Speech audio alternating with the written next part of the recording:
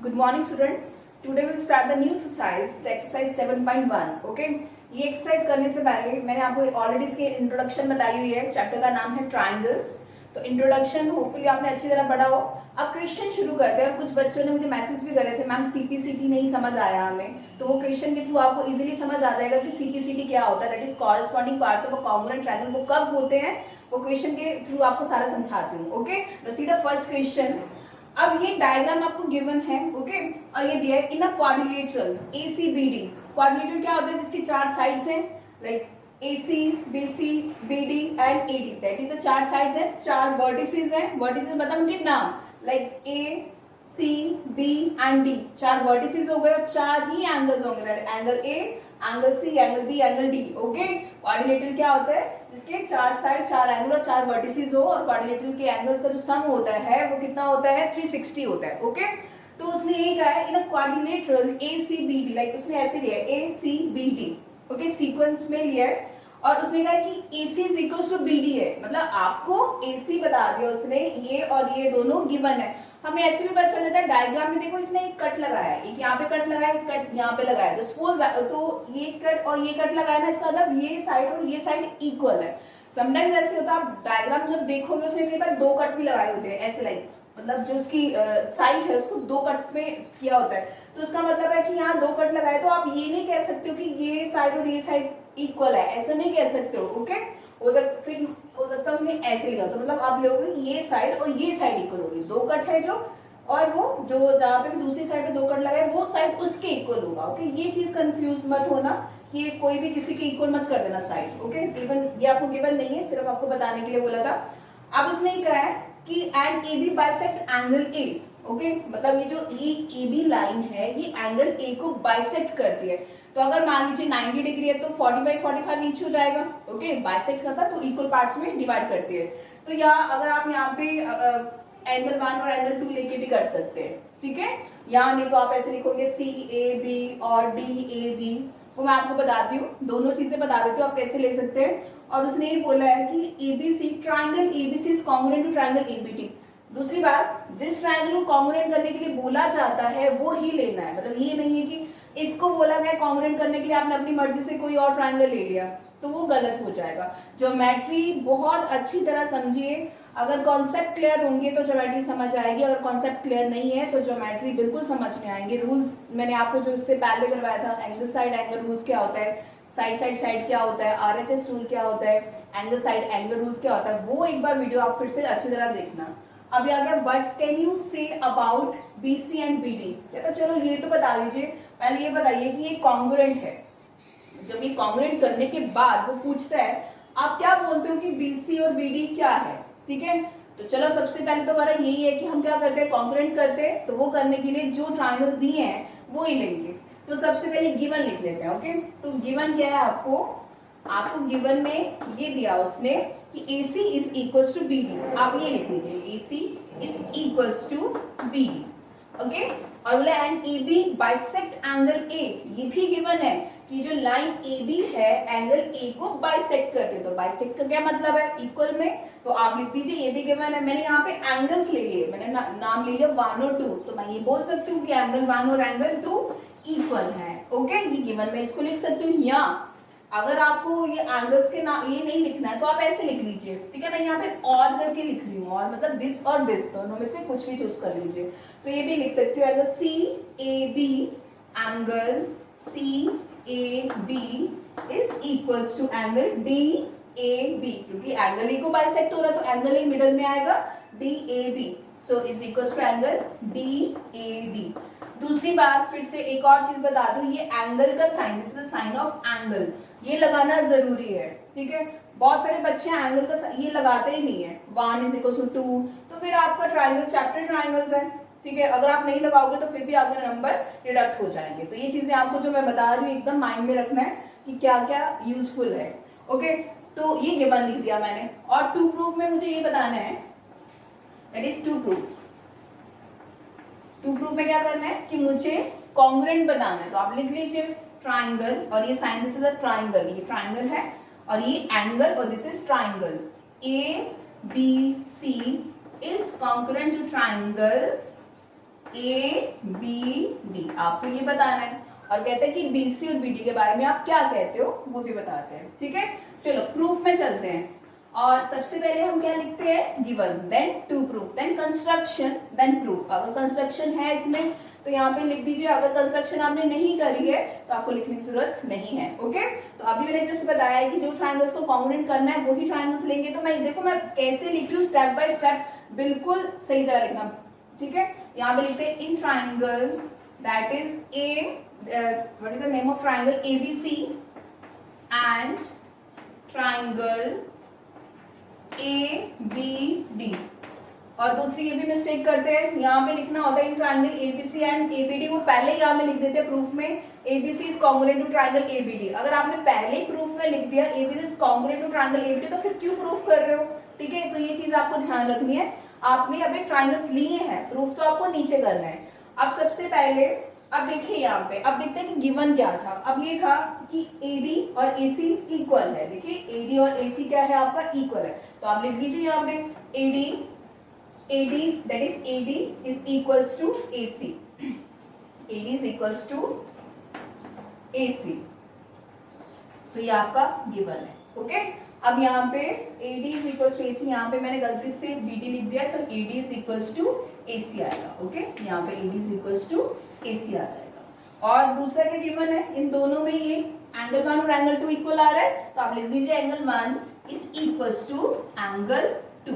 Okay, angle 1 और angle 2 भी क्या होंगे, इक्वल होंगे। क्यों होंगे, बिकॉज यहाँ पे आप रीजन देखो, AB बाइसेक्ट एंगल A, आप रीजन देना पड़ेगा AB बाइसेक्ट एंगल A, इसलिए दोनों क्या होंगे, इक्वल होंगे। ओके, और AD और AC क्या है, AD और AC आपको गिवन था, तो आप यहाँ पे लिख लीजिए ये क्या है आपका, गिवन है। ठीक है, यहाँ से आप सही तरह कर लेना चेंजेस को। और उसके बाद अब देखिए इन दोनों ट्राइंगल्स में, अगर मैं इन दो ट्राइंगल्स की बात कर रही हूँ, उसमें ये जो AB लाइन है ये कॉमन आ रही है ना, दोनों का बेस कॉमन आ रहा है। ठीक है, AB, तो आप यहाँ पे लिख दीजिए AB is equals to AB, और रीजन देना पड़ेगा यहाँ पे। अगर रीजन नहीं देते हैं तो इसमें भी नंबर आपके डिडक्ट होते हैं, दैट इज कॉमन। आप लिख दीजिए ये कॉमन है। ओके, किसी भी ट्राइंगल को कॉन्ग्रुएंट करने के लिए मुझे कोई 3 चीजें बतानी होती है। ठीक है, अब मेरी 3 चीजें कौन सी है, ये क्या आई आपकी साइड, ये क्या है आपका एंगल, और ये भी क्या आई आपकी साइड आई। तो साइड एंगल साइड से जो आपका ट्राइंगल है वो क्या हो गया, कॉन्ग्रुएंट हो गया। तो यहाँ पे लिखती हूँ देयरफॉर ट्राइंगल, जो भी ट्राइंगल था, this triangle ABC is congruent to triangle that is ABD, ये आपने प्रूव कर दिया। ABC that is ABC और ABD ये कॉन्ग्रुएंट हो गया। अब लिखना है किस रूल से हुआ है, that is side angle side, तो आपको यहाँ पे भी रीजन देना पड़ेगा, side angle side congruency rule. Okay, side angle side से हुआ। अच्छा, यहाँ तो आपने फर्स्ट पार्ट तो उसका प्रूफ कर दिया कि कॉन्ग्रुएंट कर दीजिए, आपने इसको कॉन्ग्रुएंट कर दिया, बट उसने नेक्स्ट टाइम अगले स्टेप में बोला है कि what can you see about BC and BD। तो आप ये क्या बताते हो कि BC और BD क्या है। अच्छा, जब मैंने आपको इंट्रोडक्शन दी थी तो मैंने ये बताया था ट्राइंगल का कॉन्ग्रुएंट होना मतलब एक दूसरे के अगर ऊपर ओवरलैपिंग करते हैं तो लगेगा कि वो एक ही ट्राइंगल है। तो इट मीन्स दैट उसकी जितनी भी साइड्स होंगी या जिसपे जितने भी उसके एंगल्स होंगे वो दोनों इक्वल हो जाएंगे ना। ठीक है, तो वो ही अगर ये ट्राइंगल कॉन्ग्रुएंट है तो इसकी मैं इसके ऊपर ओवरलैपिंग करूंगी तो BD और BC ये दोनों इक्वल हो जाएंगे ना। ठीक है, तो यहाँ पे लिख दीजिए BD is equals to BC। कब होगा, जब ट्राइंगल्स कॉन्ग्रुएंट हो जाएंगे। ठीक है, तो ट्राइंगल कॉन्ग्रुएंट हो गए तो BD और BC इक्वल हो गए। ओके, तो इसको क्या बोलेंगे, by CPCT rule. CPCT means corresponding parts of congruent triangle. फिर से बता रही हूँ, CPCT में आपको कंफ्यूजन थी कि अगर ट्राइंगल्स कॉन्ग्रुएंट हो जाते हैं, मैंने एक्टिविटी भी बोला था करके देखना, अगर दो ट्राइंगल्स का साइज सेम है और शेप सेम है, ठीक है, साइज और जो लेंथ विड्थ ये जो है उनकी साइड्स है और शेप सेम है, तो अगर उसको ओवरलैपिंग करेंगे, ओके, तो इसका मतलब वो लगेगा कि एक ही ट्राइंगल है आपके पास। ओके, तो बस वो ही है कि ट्राइंगल जब कॉन्ग्रुएंट होता है आपके पास तो उसकी जितनी भी साइड्स हैं, जितने भी एंगल्स हैं, वो भी क्या हो जाएंगे, इक्वल हो जाएंगे। बट वहां पे लिखना पड़ेगा भाई CPCT, that is corresponding parts of congruent triangle. Okay, now see the next question. अब ये क्वेश्चन देखिए, अब ये क्वेश्चन में क्या बोलता है, ये क्वेश्चन नंबर 2 है आपका। तो उसने कहा है ABCD इज ए क्वाड्रिलेटरल, इसका भी डायग्राम आपको गिवन है बुक में, ये डायग्राम मैंने बनाया यहाँ पे। In which AD is equal to BC, उसने ये बताया कि जो AD है वो BC के इक्वल है। जो आपको गिवन है ना वो एकदम ध्यान से देखना कि गिवन क्या है, ठीक है। जब हमें प्रूव करना होता है कि मतलब 3 जैसे साइड एंगल साइड लेके, एंगल एंगल साइड लेके, उसमें से आपको गिवन से ही 1-2 चीजें मिल जाती है ताकि आपको ज्यादा कंफ्यूजन नहीं होता, ठीक है, कि क्या करना है इसमें। तो उसने कहा AD और BC इक्वल है, तो इट मीन्स दैट AD ये साइड और ये साइड क्या है, इक्वल है। एक दूसरी बात और, साइड के साथ एंगल का साइन नहीं आता, ठीक है। बहुत सारे बच्चे यहाँ पे साइड लिखते हैं और एंगल का साइन लगा देते हैं, साइड के साथ एंगल का साइन नहीं आता है, ओके। अब यहाँ पे क्या लिख दिया, AD is equal to BC, चलो AD BC ये तो हमें गिवन है। और उसने क्या है DAB means this angle DAB is equal to CBA, so CBA ये इसके इक्वल है। 2 तो आपको मिल गई, ठीक है। अब आपको एक तीसरी अगर पता चल जाए कि इसमें क्या है, कॉमन है, ठीक है, तो आपका जो ट्रायंगल है वो कॉन्ग्रुएंट हो जाएगा। जब ट्रायंगल कॉन्ग्रुएंट हो गया तो इसका सेकंड और थर्ड पार्ट बहुत इजीली प्रूव कर सकती हूँ। तो सबसे पहले हम गिवन लिखते हैं, सबसे पहले गिवन पूरा आप तरीके से लिखेंगे क्वेश्चन को। सबसे पहले गिवन क्या है हमारे पास, ABCD is a quadrilateral in which AD is equal to BC। आप ये लिख दीजिए AD किसके इक्वल है, BC के इक्वल है। एक तो ये गिवन है।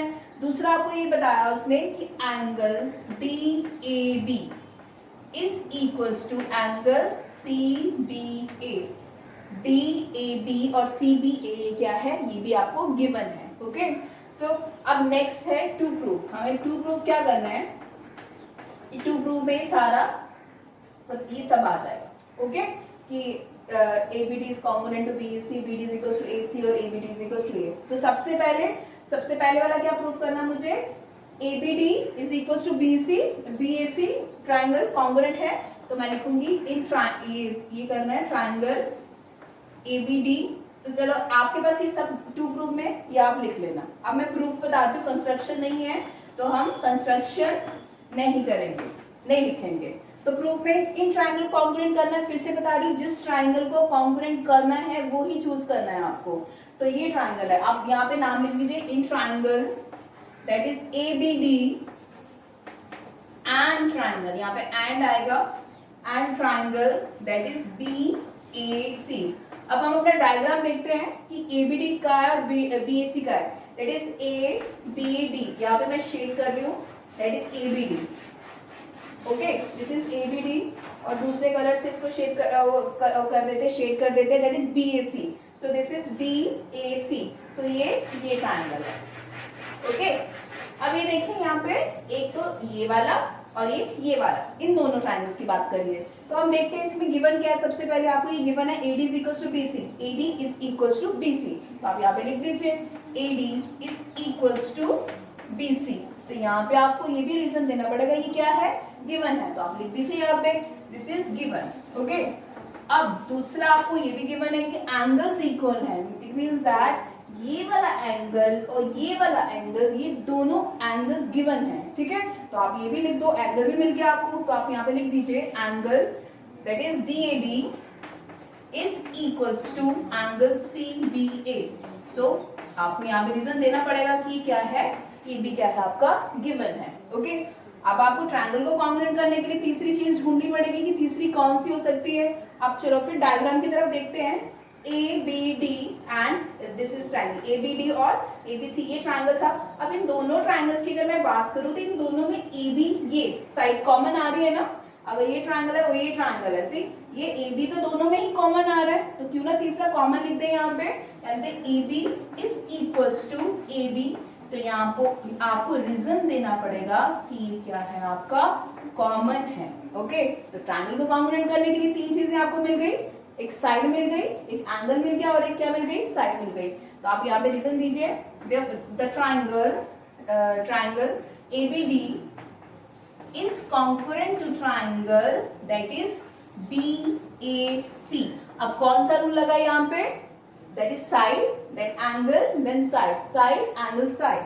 तो यहाँ पे side angle side रूल से जो ट्राइंगल है आपका कॉन्ग्रुएंट हो जाता है। ठीक है, ये तो आपका फर्स्ट पार्ट था। अब हम सेकंड देखते हैं, उसने क्या बोला है कि सेकंड में ये बोला कि ये आपने कॉन्ग्रुएंट तो प्रूफ कर दिया ट्रायंगल्स को, अब ये बताइए बीडी और एसी इक्वल है। See that is where is BD, ये बीडी और ये एसी अगर ट्रायंगल कॉन्ग्रुएंट हो गए तो अगर मैं ये ट्रायंगल और ये ट्रायंगल को ओवरलैप करूंगी तो बीडी और दैट इज बीडी और एसी ये दोनों इक्वल आ जाएंगे ना, दैट इज बीडी और आपका एसी, हाँ बीडी और एसी क्या हो जाएंगे, इक्वल हो जाएंगे, ठीक है, क्योंकि ट्रायंगल कॉन्ग्रुएंट है तो उनके जितने भी साइड्स हैं, ऑपोजिट साइड्स हैं और जिनके भी ऑपोजिट एंगल्स हैं वो भी क्या हो जाएंगे, इक्वल हो जाएंगे। तो यहाँ पे लिखिए सेकंड का यही था आपको कि आप लिख दीजिए, यहाँ पे लिख दीजिए अगर ट्रायंगल कॉन्ग्रुएंट है सो आप यहाँ पे लिखेंगे ABD is congruent to triangle that is BAC। The triangle is congruent, the opposite sides are equal, then you write here कि आपका that is BD is equals to AC, तो by CPCD। अब शायद आपको इजीली अच्छी तरह समझ भी आ गया होगा कि CPCD क्या होता है, that is corresponding parts of congruent triangle। वो कब लिखते हैं, जब ट्रायंगल्स कॉन्ग्रुएंट हो जाता है। और इसका सेकंड पार्ट है कि अब उसने ये बोला, ये तो आपने बता दिया BD और AC इक्वल हो जाएगा। अब उसने कहा ये भी बताइए कि angle ABD that is angle ABD और angle BAC that is BAC that is sorry that is ABD see AB इतना एंगल, ओके, ABD और BAC that is BA और C इसकी बात कर रहे हैं, ठीक है। तो ये भी किससे होगा, CPCD से, क्योंकि ट्रायंगल आपने अभी क्या कर दिया, कॉन्ग्रुएंट को प्रूफ कर दिया। ट्रायंगल कॉन्ग्रुएंट है तो ऑपोजिट एंगल्स भी इक्वल हो जाएंगे। तो आप ये लिख दीजिए कि थर्ड पार्ट में आपको प्रूफ करना है कि सबसे पहले ये लिख दो, अगर ट्रायंगल कॉन्ग्रुएंट था हमारा ABD is congruent to triangle BAC, angle congruent है तो opposite side opposite angle equal हो जाएंगे। यहाँ पे ऑपोजिट साइड के बारे में बोला था, आपने लिख दिया CPCD से इक्वल हो गया। अब यहाँ पे ऑपोजिट एंगल के बारे में बोला है तो ऑब्वियसली अगर ओवरलैपिंग करेंगे तो ये एंगल भी इक्वल हो जाएगा। तो यहाँ पे लिख दीजिए angle ABD is equal to angle BAC और कौन सा रूल हुआ यहाँ पे, CPCD that is corresponding parts of congruent triangle. Okay, तो ये जो क्वेश्चंस हैं आपको मैं 2 क्वेश्चंस करवा रही हूँ, तो ये क्वेश्चन आप अच्छी तरह मेरे वीडियो में देखेंगे कि कैसे कर रहे हैं, उसके बाद खुद ट्राई करेंगे। और 1-2 क्वेश्चंस और हैं जो मैं आपको दूंगी करने के लिए, ठीक है। और कोई भी कंफ्यूजन होती है क्योंकि ज्योमेट्री में अगर आप अच्छी तरह नहीं समझ पाओगे कि क्या है तो एकदम समझ आती ही नहीं है, ठीक है। तो एकदम ध्यान से करेंगे आप। तो कोई डाउट है तो आप मेरे को मैसेज कर सकते हैं। Thank you.